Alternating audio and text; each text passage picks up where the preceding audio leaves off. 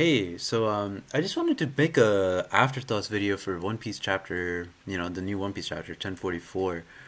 Um, because there was just so much that chapter, right? Just stuff that I had to like sit and just let like it was kind of hard for me I don't know why, maybe because I just came off of watching a pretty sad basketball outcome with Gonzaga, and I was a little tired, and it was just hard for me to kind of like just think about and conceptualize everything that had happened, like in the chapter, just like really like understand what was going on, right? So this is gonna be kind of like an afterthoughts video, and my general feeling is that I still really like the chapter. I still think it's one of the best chapters. It's a legendary ass chapter in manga. I really believe that, and at the same time, I have two criticisms that I just couldn't realize at the time. And what was funny is like I was so hyped, like just based off of just off of a live reaction, right? Like when you do a live reaction, you just kind of like you just like read or you experience something for the first time, and you're in the moment, you're not thinking, you're not trying to think too critically about it like in the moment or sometimes. So that's really what it was for me. I was just like was really like impressed and like just I don't know, just blown away by the chapter. And then what was funny was like I ended up talking to like friends that I talked to that I've talked to for quite a while. They're all great One Piece fans, hype One Piece fans, loyal One Piece fans, and they were pretty much mixed on it. And it was interesting to see that like I was so like out of all the friends that I talked to, like only two I've seen that were just not, they were just like so hype about it, right? Like, oh my god. And everyone else was just like, yeah, this is hype, but I'm like mixed about it. And I gotta say, like after speaking with them, some of their criticisms, I think I share in two. Well, I share in one of them. The second one is kind of like a criticism that I came up with on my own, but I don't even really know if criticism is the right. Well, like I don't know if criticism is the right phrase or word to use about quote unquote the problem that I'm speaking about. But I think the way that I want to do this is I'll just open the chapter and I'll just kind of like just go through the chapter again, like from page one, and then and anything that comes to mind, I'll just you know think about it. So the first thing is like this doom da da da, right? So and then you see like the Conquerors hockey. So I'm still trying to figure out, what I'm trying to understand here is whether is Conquerors hockey something that is innate to the devil fruit, or is this just another power up for Luffy, another typical power up for Luffy where like he's on the brink, he's in exhaustion, and then it's kind of like a key explosion, right? Like in Dragon Ball Z, or like an energy explosion in Yu Yu Hakusho. It's like, what is it? Is it just like one of those typical like shonen energy like explosions that's happening right now? Is it just one of those things where like Luffy's innate Conquerors hockey is being drawn out, or is this Conquerors hockey, is it coming from the devil fruit itself, right? And the reason, usually you'd say it just comes from the person rather than the fruit, but based because of like what the fruit is, it's the Hito Hito no Mi model Nika, right? Is it how I don't need, do you know how it's pronounced properly? Is it Nika, or I don't want to say the other way because it sounds like a fucking derogatory slur. Sorry, I don't think I should be laughing at that, but I was just watching a KOL's live reaction. I was gonna say that myself too, like obviously privately, but anyway. But yeah, so this Conquers hockey. So I wonder, what does this mean, right? Because so there's one thing that I definitely want to say here, right? So Zunisha recognizes Luffy as Joy Boy, and it's because of this doom da da da, like this the heartbeat of the drums. That's what he said last chapter in 1043. So what that tells us, or what that it clearly communicates to me, and I think what the implicate, not even maybe even the implication, maybe what he's directly saying is that to become Joy Boy, you need to awaken this Hito Hito, this Gomu Gomu no Mi slash Hito Hito no Mi model Nika. That is the prerequisite. That is what makes someone become Joy Boy. Because what Zunisha was saying here about like the drums, the like the heartbeat sounding like a drum, like that's the same thing that's happening here, right? So, and it's very clear that what's happening right now is Devil Fruit awakening, right? This is what's happening.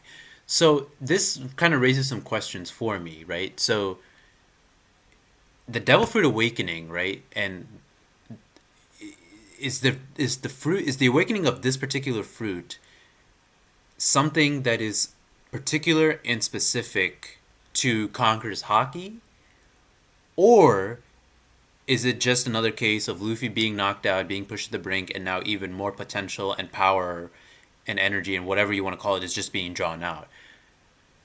Because I mean, either way, I don't. I mean, I definitely think that if it was just Luffy, that would be a little more. I guess I don't want to say well, based on what we know so far in One Piece, 1044 chapters in, I think that would just be the most sensible. But we just got a new devil fruit. Like no one expected like Nike to be a devil fruit, right? I didn't expect Nike to be a devil fruit. So maybe this is just some new sort of journey of power that Oda is going to start explaining, and he's going to start like you know trekking on by himself. Like he's going to start giving us lore and dialogue about it. But I'm still curious as to like what is going on with the Conqueror's Haki here, because Kid had like the thing is Kid and Kaido and like there's all these other characters with Conqueror's Haki, Katakuri, and they have awakened their devil fruits, and we really haven't seen like just like a full force, like a full display and showcase of Conqueror's Haki just coming out like out of their vicinity and their aura and their body, right? So I'm curious, like, is that I don't know, is it because Luffy? I mean, is it because Luffy's a D or something? Like, I really don't know, right? So I want an explanation for that, and I hope that gets explained. Like just what the hell is exactly going on here? The other thing about the awakening is, so Devil Fruit, this Devil Fruit awakening is Luffy's Gear Fifth. I always thought that Gear Fifth, like if Gear Fifth was gonna happen, and I know that there was that SBS interview with Oda, like he said something about G5 or Gear 5 or something like that. But I didn't think like he was actually going to fall through on it. I thought he was just like making like some sort of a joke, right? So I thought Devil Fruit Awakening, like this Devil Fruit, like again, we didn't know it was going to be the Hito Hito no Mi model Nika, but his Devil Fruit Awakening and Gear 5, if it was going to happen, were going to be separate techniques. But that's not the case here. Gear 5th is the Devil Fruit Awakening. That's what it is. So he's combined the two techniques, right? Or like, well, not really combined the two techniques. He's just the same technique is given two different names. It's Gear 5th and it's his Devil Fruit Awakening. So they're one and the same for Luffy. Let me take some water.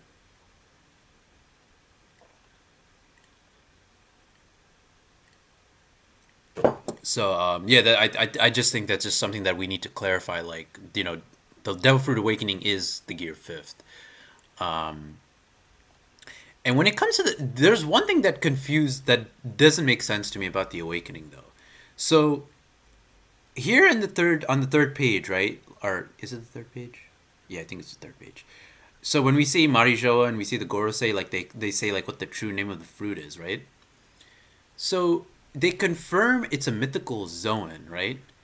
So if it's a mythical Zoan, right, then how is Luffy doing what he does at the end of the chapter where he manipulates the environment to reflect Kaido's Boros blast back, right? That doesn't make sense to me because see, it's not a paramecia. It's not a paramecia. It's a mythical zone, as they just said. And as we saw with Doflamingo, as we saw with Katakuri, only paramecias have the ability to manipulate their environment. And, we kind of see it. I'm pretty sure, like, Law and Kid can do it as they develop their powers more. But, yeah, so how is a mythical Zoan awakening manipulating the environment? Like, because, and the reason I say that is because we've already seen awakened Zoans back in Impel Down. If you remember in Impel Down, the three Minotauras that were on the second floor, I believe, they were specifically said to be awakened Zoans. But from what I can remember, again, I haven't gone back and read the chapter yet, but from what I can remember, they were not manipulating their environments, yet they had awakened their devil fruits, right? So how is a mythical Zoan awakening, like manipulating their environment? That doesn't make sense to me. Like as he was a paramecia. What we do know about a Zoan's awakening is that they get increased durability, increased strength, and they kind of just become like a typical like demigod character, like Superman or Goku or a Saiyan or a Kryptonian, someone like that, like, I don't know, Silver Surfer, characters like that fight with their bare fists, can fly at FTL speeds, whatever, right? That's basically what a Zoan Awakening, and not that a Zoan Awakening makes someone FTL. I'm just saying, like, it gives them those similar powers, like increased strength, increased speed, increased defense, durability, more health, HP, whatever you want to say, like that sort of thing, right? Just makes them that much more of a, like a physical sort of specimen, if you will, right? So that's what a Zoan Awakening is supposed to be, but that's not what's happening here.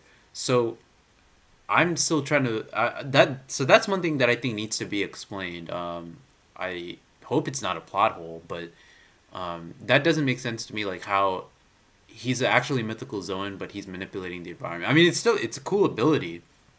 All right, it's a cool ability, sure, why not? But I think like when I first saw Dofi manipulate the environment to be strings, I pretty much assumed that Luffy would get something like Hisoka's bungee gum in Hunter x Hunter, where he could reflect things back, right? And he was kind of already doing that, like with Balloon Man in Gear, was it Gear 3? I think it was, or maybe it wasn't even Gear 3. I think he was just, I don't think if it was a gear technique. I think he was just doing it, right? Just like inflating himself up and you know I think it was Gum Gum No Ball or Gum Gum No Balloon, whatever it is. But yeah, I think that needs to be explained, like how this awakening particularly works, right?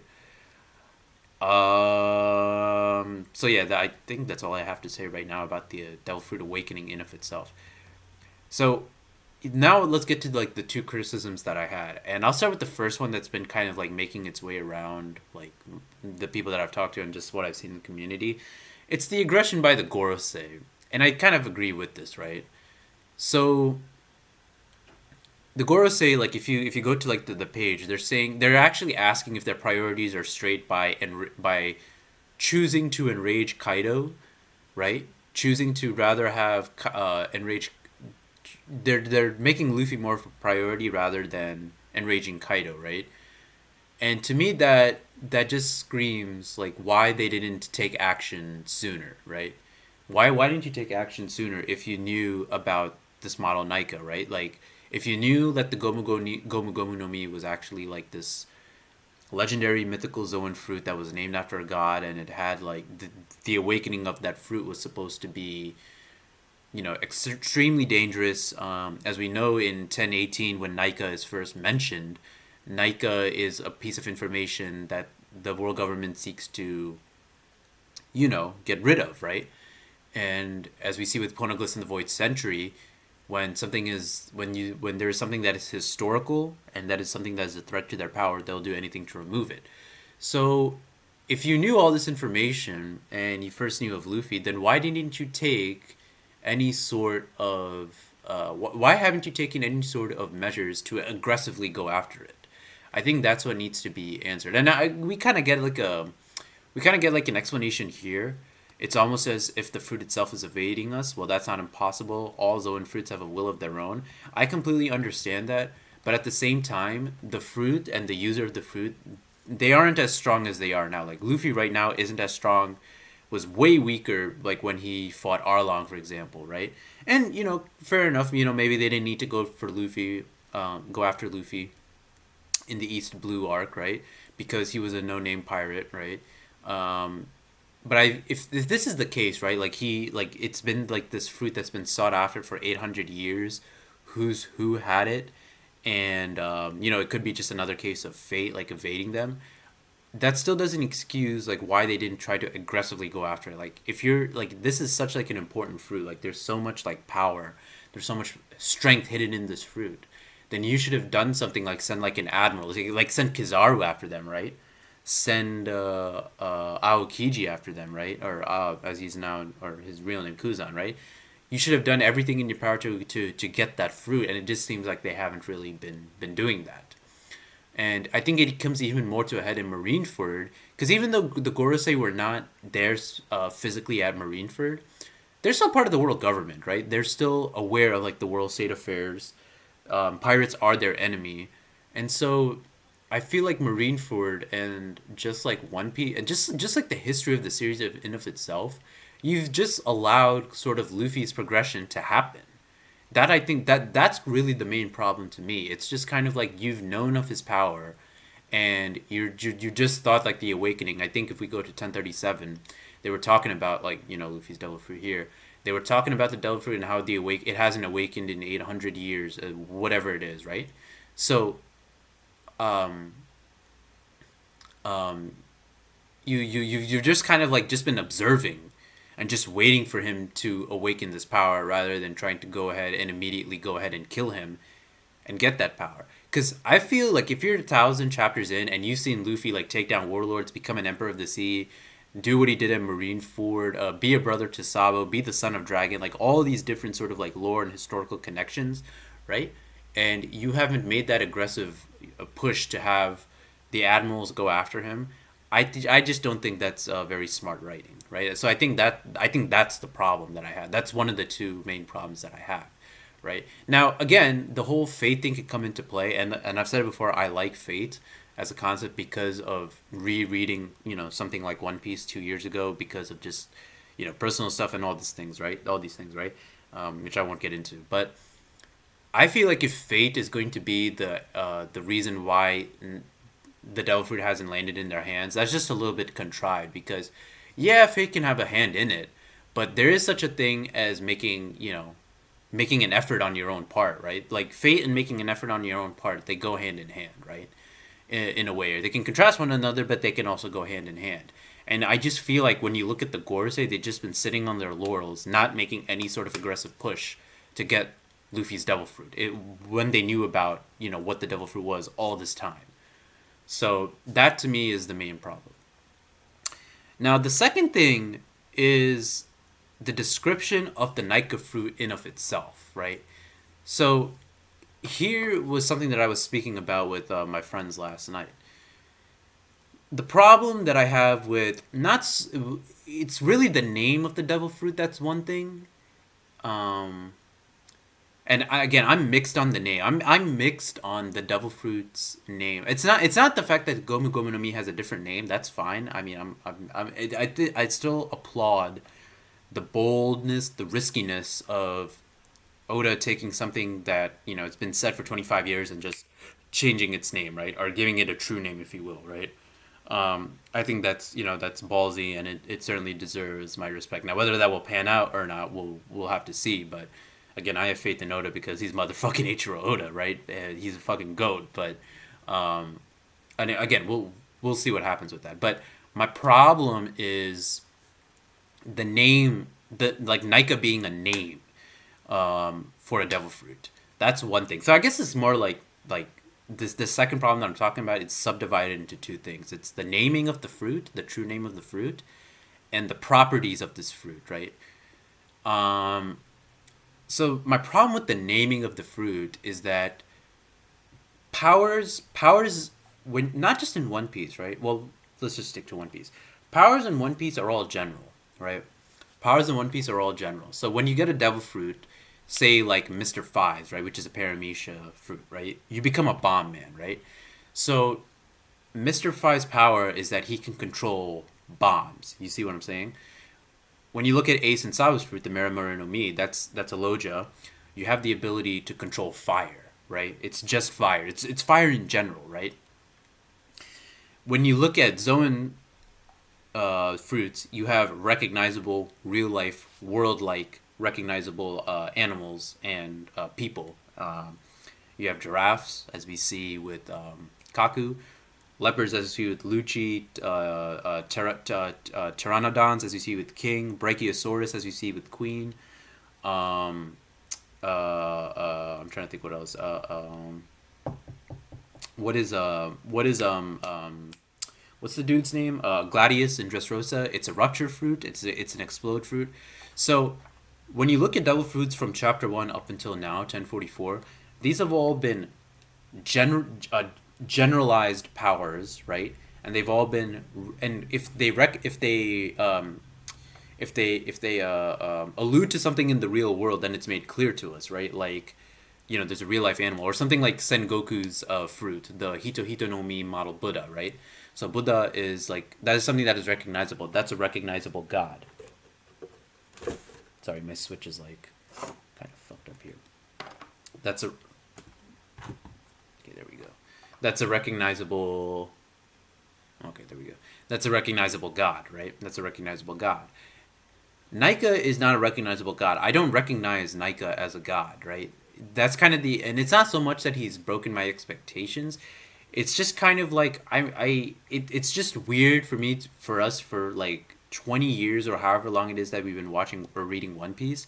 We can recognize these powers like straight up. Like we know like Luffy's about rubber. We know, um, well, I guess even like Robin's fruit's a little weird because it's called the Hana Hano no Mi, but it's about sprouting limbs, and Hana means flower, right? But even something like Chopper's fruit, like we know what it does, like makes them like it makes them like some sort of like a regular human, if you will.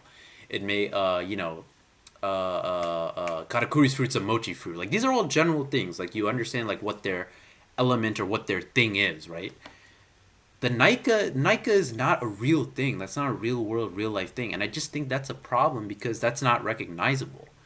That's like if you're gonna make an in universe god called Nika, then you can the the potential for devil fruits, like we can never guess what anything is now, right? Like you can make a Zoan for a water a water giraffe that can somehow spit out electricity, right? But do you see like why that kind of comes across? Well, let's not say water because that fruit users can swim. So let's go something like okay, let's make like a stone giraffe that can spit out lightning and can also um, draw video games, and their drawings come to life like Conjuro, right?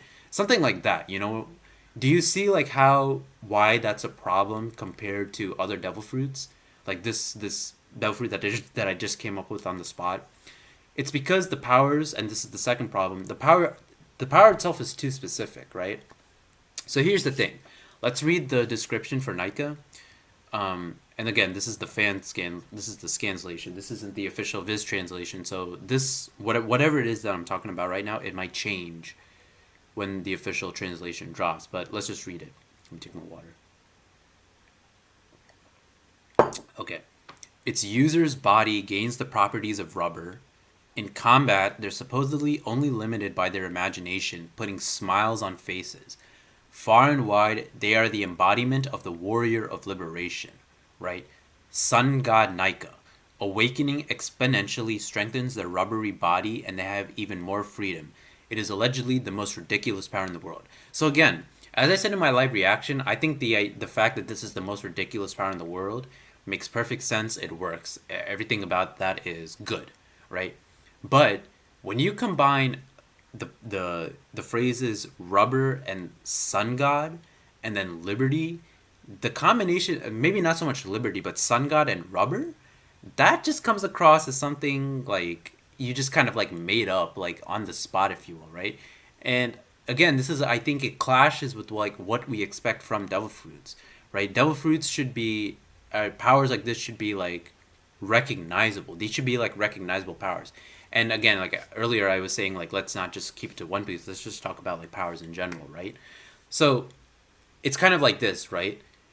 This kind of makes it comes this devil fruit that Luffy did, the Nika devil fruit. It doesn't come across as like a typical power in not just One Piece but any series.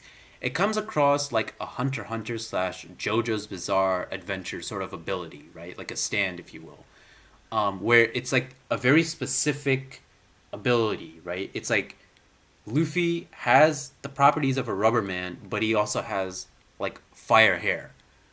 What is the correlation between that? And then somehow this is supposed to like symbolize liberty and freedom and liberation. Now, the liberty, freedom, liberation thing that can sort of just kind of be like a historical connotation, and I think that can work. That's fine. Um, but it also seems like, you know, at least the way that it's being described here, that liberation is something that is key to the fruit itself, right? Liberty and freedom, these are things that the Nika fruit, devil fruit itself represents somehow. And I guess I can kind of see that, like, because it, you know, rubber stretches, it's supposed to be like long and expansive and vast, and it's supposed to like stretch over like across like a big expansive area. But I don't think like just rubber does that. Like fire does that, for example. Fire burns and goes over a large area of land. Katakuri's mochi can do that when it awakens, right? He can turn the entire environment into, mochi if he wants, right? Like he can make everything malleable.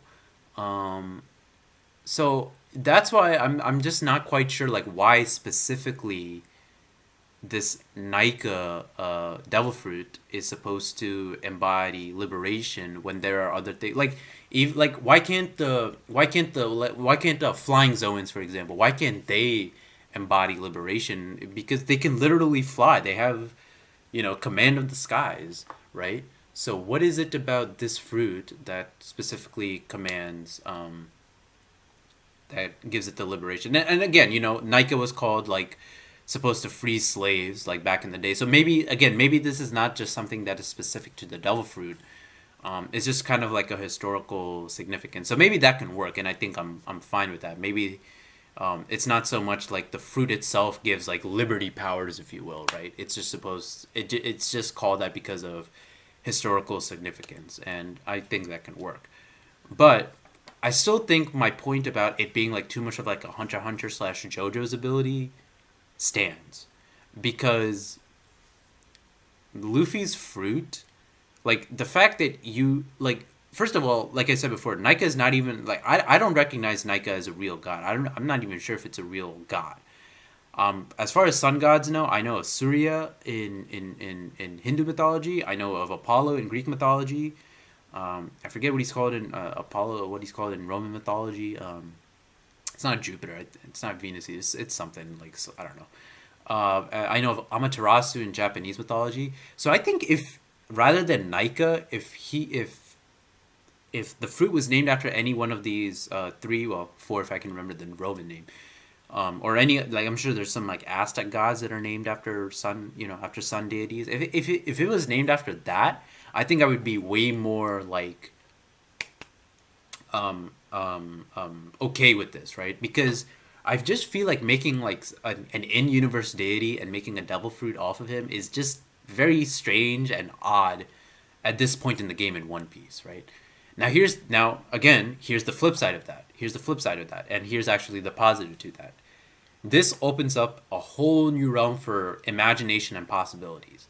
So, as dumb as what I said about like that stone giraffe, was it a giraffe? I think I said stone giraffe. A stone giraffe that can shoot out electricity from its mouth and it can make its drawings come to life.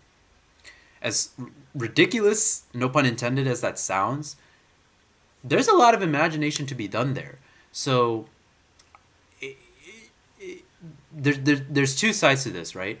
One is it just feels odd, like the fact that there's a god that we've never heard about in real life. There's a devil fruit named after it. Its user's body gains the properties of rubber, so the powers itself haven't really changed. But for some reason, him being a sun god is actually real because he has fire hair. Right? That's just way too specific. It just doesn't come across as like a power that can fit in One Piece, right? That's the thing. Like if you told me like this, like there was a sun god that existed who had fire hair, and they had rubber, or a person with fire hair and they had like rubber properties, and you told me that person was in Naruto or Hunter x Hunter or JoJo's, I could believe that. I could believe that a little more, right? Because it makes sense within like the powers, the power systems of those series, right?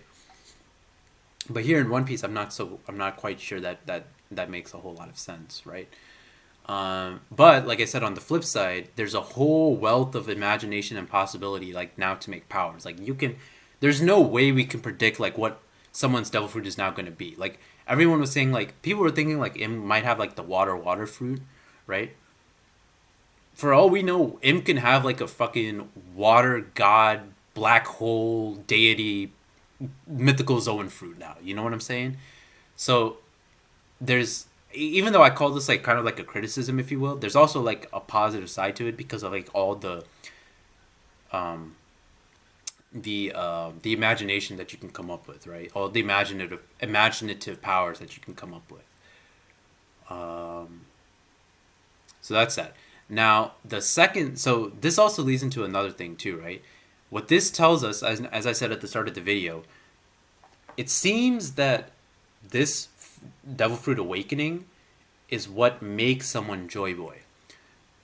So what that tells me is that the first Joy Boy's name wasn't necessarily Joy Boy. It was just a title that was given to him. Joy Boy himself, the whoever he was in the Void Century, and maybe who knows? There may be only two Joy Boys. There may only be there only can be two Joy Boys, right? Because as I said in 1037, I feel like it hasn't. They said that it hasn't awakened in 800 years, right? So Joy Boy was someone that existed during the Void Century. So Luffy is the second Joy Boy.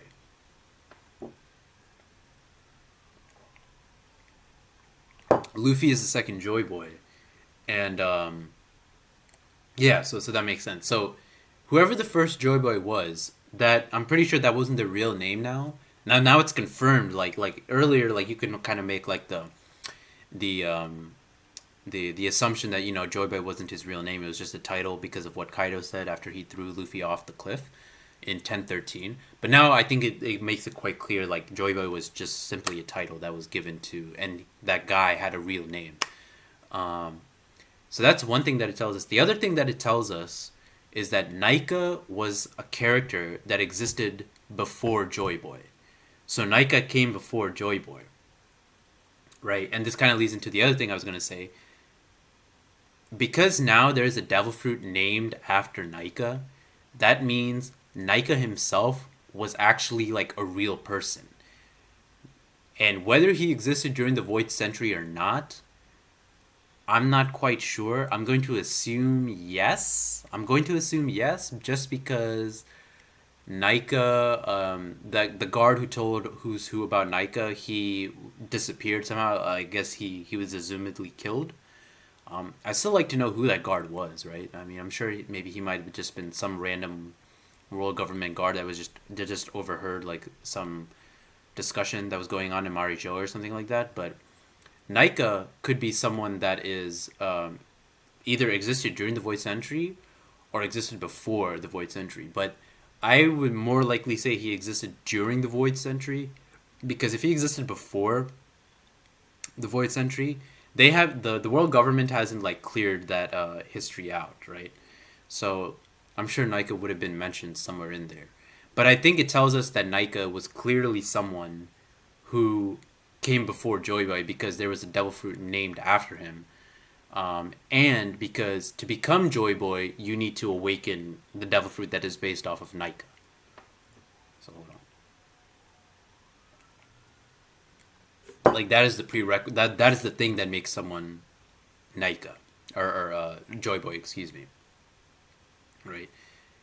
And the other thing which I'm very glad that happened is now this kind of confirms that gods, in a way, gods were a thing in One Piece.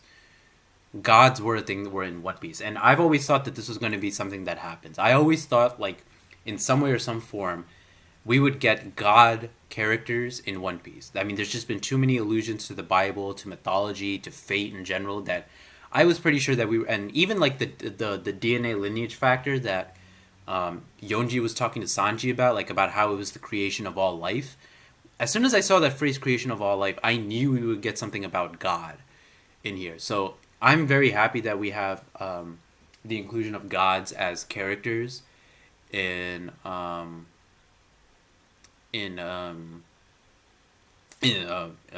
this series. Let me take more water. I need more water.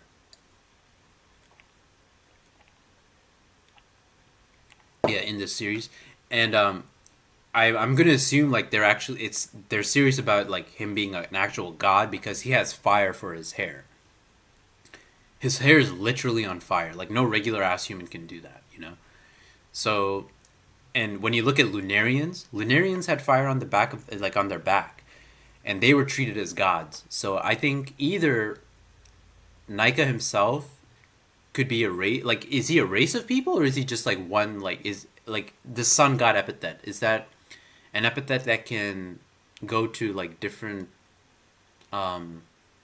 are there different members, are there people just like Nika who have flaming hair who have flaming hair, or is it that Nika is just one like by himself, like he's the only person in the world at the time that has flaming hair as a trait. And what type of god is he? Is he just like a demigod? Is he an actual god? Is he going to be like a representation of like the Christian god, or is he kind of just like the like is he kind of like the Lunarians, or is he who are also called gods, or is he like the celestial nobles where they're or world nobles slash celestial dragons where they're called the gods of the world because their status is so much above everyone else, like they have the most power and they're well protected and they have a lot of influence. Is it that sort of meaning to the word god? Like I'm interested to see more about that. Yeah.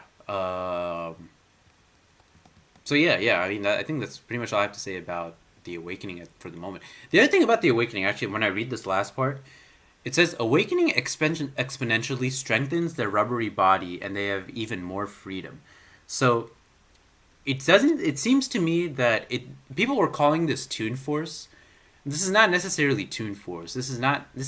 See, Toon Force is something like when you say when you talk about like crossover battles and that sort of thing. Toon Force means like there's some sort of like reality manipulation going on, right? That's not what's going on here, right? When I say reality manipulation, I'm talking about like, manipulating the wills of people, or just like, changing the very like dimension and, like the laws of physics around you, if you will, right? That's not necessarily what's going on here, right? When it comes to the word freedom and how like they're only limited by their imagination, I think it's just talking about like Luffy's like mentality when it comes to like stretching attacks. That's all. It's not necessarily Toon Force. So I mean it's the visual effects are definitely like as I was saying in my live reaction, they're definitely indicative of old cartoons like Tom and Jerry and Popeyes, Who Framed Roger Rabbit, Disney stuff, Warner Brothers, like Looney Tunes, that sort of thing, right? It's definitely indicative of that. I'd even say like if you guys have played Cuphead, it's kind of indicative of Cuphead too, like that sort of like old cartoon, like Betty Boop, if you will, like those sort of old cartoons. That's definitely the visual effect that is being shown here, right? Scooby Doo, that sort of thing. But I wouldn't say it's necessarily Toon Force. It's just trying to be like comedic, and that comes with like Luffy laughing a lot. Now, the other thing when it comes to Luffy laughing, and actually before I get to Luffy laughing, so last one in the awakening. So them saying this awakening exponentially strengthens their rubbery body, and they have even more freedom. I don't think that's necessarily anything groundbreaking because we already knew what awakened zones could do because of the Minotaurus in Impel Down. Like we already got that explanation, so I'm not so quite sure why it was so dramatically written here. We'll have to see what is said in the official Viz translation, and then even then we'll have to cross-reference that with the anime, or at least I will do that to try and get like really understand like what is being said about about his power here, right? But yeah, I mean, like I said, that the awakening exponentially like making him stronger. I don't think that's anything groundbreaking because we already know that happens with the Minotaurus. And again, like I was saying earlier, this kind of clashes with what Luffy was doing, like making the ground, what he was doing with making the ground, like rubber, because mythical zones shouldn't be able to do that. Only Paramecia, fruits can do that. So why is he able to do that? And one thing that's abundantly clear about Luffy now is like he is so freaking strong. And what I think about like how it makes like the quote unquote rivalry with like Kid and Law and like all these other characters look, it's just I'm not quite sure like why like that the concept like Oda even tried to like make that a concept now, because he has 3 types of advanced hockey. He's awakened his devil fruit. And really now, because of what he's doing, like at the end of the chapter, he has 2 types of devil fruit awakening now. And he's basically Joy Boy, and he's a D, and he just like has all like these crazy ass powers. he's gotten so strong within 30, like no 34 chapters, like two different power, like three or four different power-ups, man. You know, I just that's just I think like just a little too much. It's almost like, like people always make fun of like Frieza like training for 6 months in Dragon Ball Super and reaching like the level of a god. I kind of feel like it's Luffy's thing is not exactly that. I wouldn't even say it's necessarily almost like that. But the power gain, I'm talking about like just strictly the power gain, very similar. He's just gotten so goddamn strong, dude. Seriously. And I'm not. It's just like hard to like believe, if you will. It's just hard to wrap my head around. Um, so that's that. Now I want to talk about like the laugh, right? Like the ha ha ha and the she. So it just seems like the ha ha ha ha, as I said in my live reaction, it just seems like to be a side effect of the Nika fruit, the Devil Fruit Awakening. That's what it is. Because Luffy does say she. He does have his regular laugh towards the end of the chapter. He does laugh his regular laugh. So it's not that Luffy has become possessed. Obviously, that was not going to be the case. Like if for some reason my dumbass thought, because I just wasn't thinking correctly, but after I thought about it a little while, I was like, yeah, there's no way Joybay is going to be like whoever the first Joybay was. He was going to be his soul was going to come back and like possess Luffy, right? Now I definitely think souls still have a part to play in the future of One Piece, but that's a whole another discussion we'll talk about later.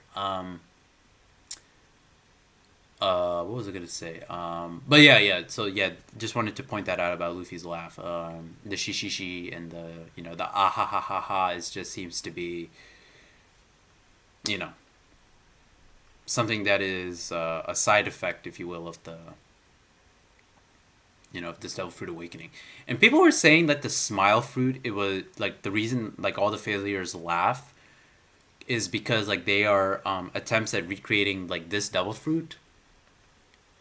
That kind of makes sense now that I think about it. That actually like makes a lot of sense. And people were and immediately what I was thinking of. I was thinking of the color spread that Oda drew of the Smash Brothers, where Luffy was Ken, and he had like the flaming hair. So that was clearly like an indicator. And then there was even a dialogue of when Luffy first met Momonosuke in Punk Hazard. He was like, "You're not a mythical Zoen, are you?" So there's clearly foreshadowing going on there. So he definitely since 2012, like maybe even before that, he's always had this idea in mind. Yeah, and there's something about this panel with the moon, like when we see the silhouette that I can I can mention it here, but I want to save it for a theory that I have. It's not so much about the moon itself. It's more so about. This might give too much away, but like the contrast. That's going to be a key word. So think about what I'm saying with that. Um, anyway, what else do I have to talk about? The Hiyori stuff, yeah. It's kind of hard to focus on the Hiyori stuff when fucking Joy Boy / Devil Fruit Awakened. Um, yeah, okay, let's see. My heartbeat sounds funny. This is my peak. Yeah, this is Gear 5th. So yeah, Gear 5th is clearly seems to be Conqueror's Hockey focused. I think I talked about Thomas Devil Fruit too, right? Like earlier when I was saying like how one of my problems with this fruit is that it's almost like too specific. So let me just make that explanation here too then. So what I mean is one of the problems that I had with Thomas Fruit was her using Dango to tame animals, right? Now, I talked with one of my friends last night and he was saying like the reason it was specifically Dango for animal. So let me back up a little bit. So I think like it shouldn't have been Dango that should be used to help tame animals. Tama's Devil Fruit should not be Dango, animal taming via Dango. Tama's Devil Fruit power should just be animal taming in general, right? Like if you're gonna use Dango, like why not carrots to tame animals, or why not water to tame animals, or why not, I don't know, video games to tame animals, or comics to tame animals, or pencils to tame animals, something like that. Like, why specifically Dango? And then my friend told me that it was because of Momotaro. And immediately my mind went to the SBS about Momotaro, where he was talking about like the legend of Momotaro, and I mentioned it in my live reaction too, right?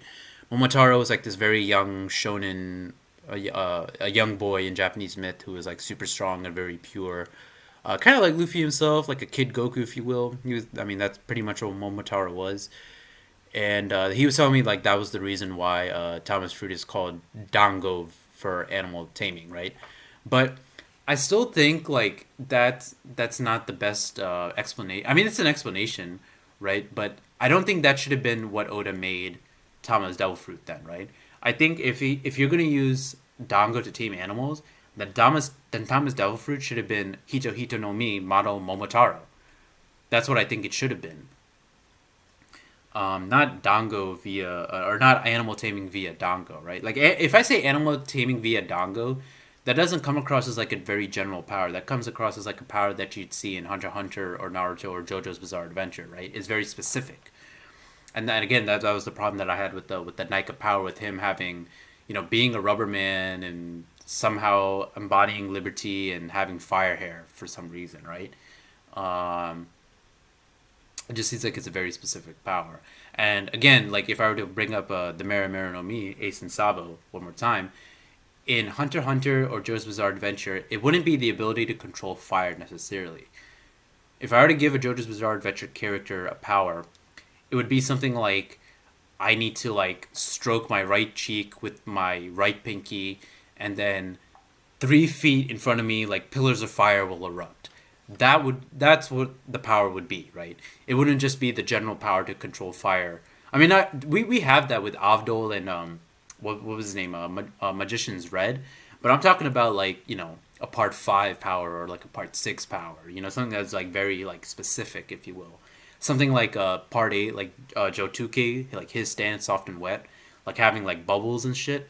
Like that's something that is like that couldn't be a One Piece power in my opinion, in terms of like using the bubble specifically to steal or to steal someone else's powers, basically, right? I don't think that's a power that could exist in One Piece, but it's a power that I could see existing in, Hunter x Hunter or Naruto, right? So, anyway, that's my whole thing about the Momotaro thing. But as I was saying earlier, like Momotaro, like with the Luffy, like him looking like Popeye, like a combination between a Super Saiyan and Popeye, like I could definitely make out like the Momotaro vibes. And again, everything, I love everything like toony about this chapter. Um, it just really screams One Piece, like with the imagination and everything. So, um, yeah, I mean, I don't think, yeah, I think that's all I have to say really about this video. Um, yeah, and yeah, I know some people don't like the look of Luffy at the end. I personally like it because it's like one of those things where it's like I said, it's like those old cartoons where like you can have adorable looking characters, but they also at the same time they look like devilish or a little like not scary but a little intimidating. I think that's what's going on with Luffy here. Um, I still think if I still had to choose a form, I would say Gear Fourth Snake Man is still Luffy's best looking form. Um, but again, I'll have to see this in color, right? Because even like I think even like Goku as a Super Saiyan, when you think about when Goku first transformed into a Super Saiyan, like most people like they think about Goku in his regular gi with Super Saiyan hair, right? But when we first saw Super Saiyan in the Namek arc, he lost like his orange top and just had the blue undershirt, and then eventually he went like to sort of like a caveman look where like the shirt was hanging only over one sleeve, and then eventually he went shirtless, right? And then Super Saiyan looked really like the colors meshed very well, right? I'm not so quite sure the colors are gonna mesh well here, but again, that's just assuming that the fire is gonna be like yellow or orange or red or white. Who knows? There's a color spread that's gonna happen in the next chapter, and the fire itself might be a different color. It might be like blue or like green for all we know, right? So we'll have to. I'm still I'm a little interested to see like what the color of the fire is going to be, because is it going to be red or white? I don't know. I really don't know. We already have that with the Marimaro no Mi, right? Marco has blue fire, so I actually think that Luffy's hair might be colored differently. So we'll see. We'll see what happens with that. I mean, I think the indication that he's giving off is that it's still very like it's supposed to be like bright. So we'll see what color the fire is. Um, but what I was saying about like Goku and Super Saiyan, so I think because we saw him like in his blue undershirt, then the shirt hanging over one shoulder, and then him being shirtless. When we first saw him as a Super Saiyan, like in his full gi against who is it, Doctor Gero and Android 19, it kind of took us a little while to not too long, but like maybe just a little bit of time for us to get used to that, and then eventually kind of like became the norm, if you will. So I think the same thing needs to happen here. We need to see like what the color scheme is gonna look like, and yeah, I mean I'm still kind of in shock that like people got the mythical Zoan, like the theory about the mythical Zoan, they got that right, you know. So yeah, I mean I don't have anything else to say. These are just my afterthoughts. I felt like I should just put this out. So thank you guys for watching. Tell me what you guys think, and I'll see you when I see you, I guess.